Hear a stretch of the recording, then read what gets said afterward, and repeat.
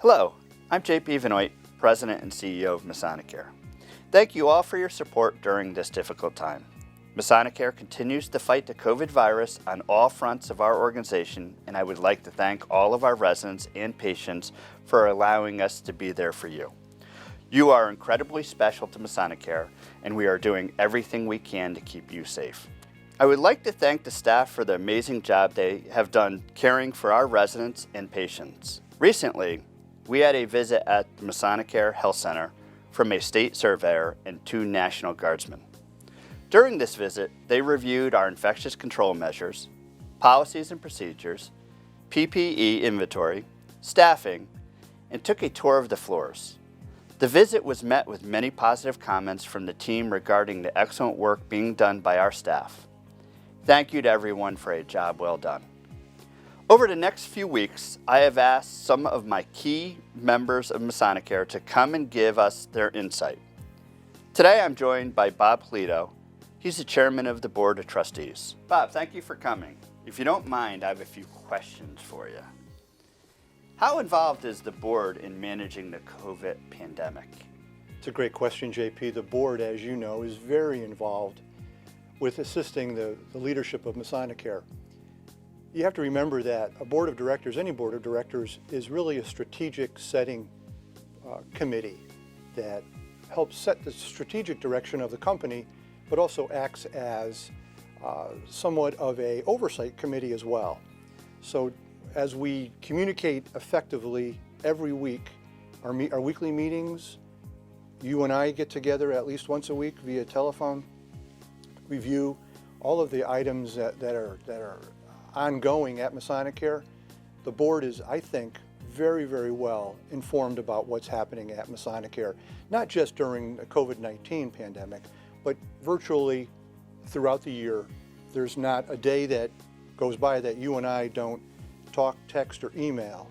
So I feel that the board, and then I, of course, distribute that information as well as you do, distribute that information throughout the boards and committees of Masonicare.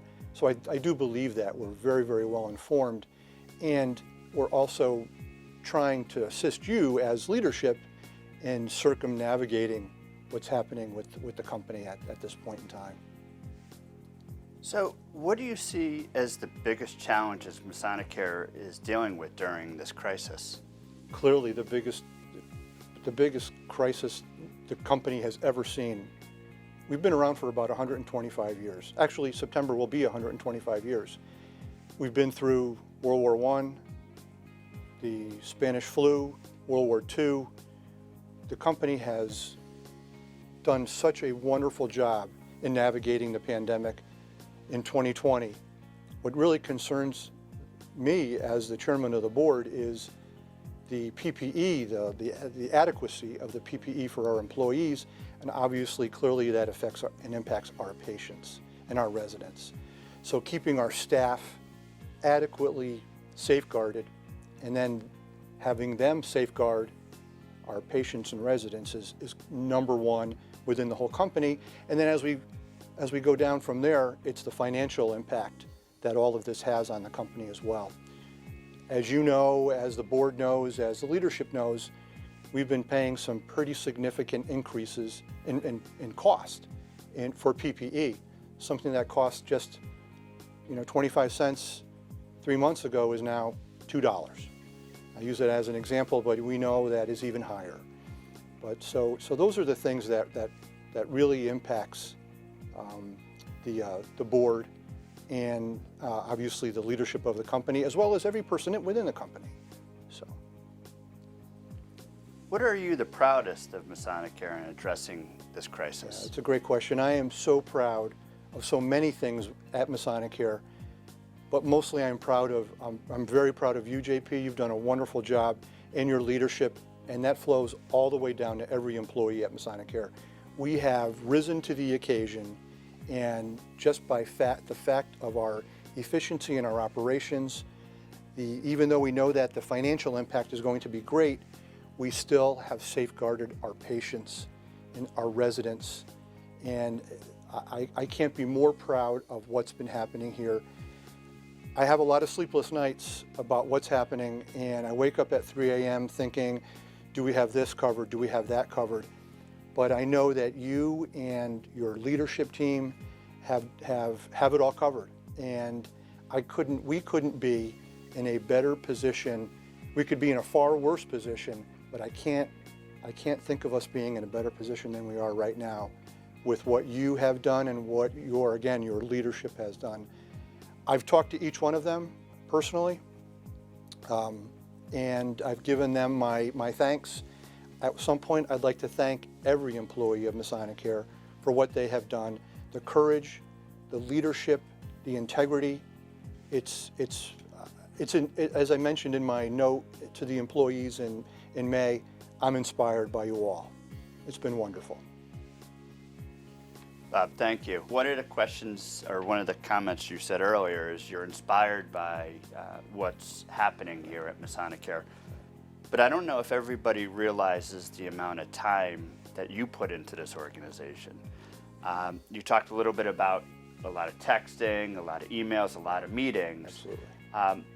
I would like to thank you as really being our guiding light for us and doing everything that you're doing to make Masonicare better. More specifically, making sure that we're doing what we need to do to take care of those that we're entrusted to serve. You know, if you think about it, no one right now has ever gone through this, and we're all trying to fix it on the fly. And the fact that, and our performance throughout this, while no one has ever done it before, has been, I am ecstatic about what's been happening here. There can't be, I look around at other competitors, so to speak, and I feel sorry for a lot of them because they don't have our leadership, and they don't have the employees that we do have at Masonicare. You know, the fraternity of Freemasonry, we hearken back here in Connecticut earlier than 1750. And then the company being 125 years old, it's amazing the leadership that has come before us, and to provide that example of how we act and how we operate every day, not only just professionally but personally, how we treat people, how we try to do the best for everyone. We can't always, sometimes we are going to have to make some very hard decisions, but it's always for the best of the company and for the best of the fraternity. So. Bob, thank you so much for speaking with us today, and thank you for your dedication to Masonicare. My pleasure. It's an honor to serve you. This Tuesday marked the official end of National Nurses Week, but we can never say thank you enough. I consider myself fortunate to work with all of our nursing heroes, and am inspired by your desire to serve. We are Masonicare Strong. Stay well.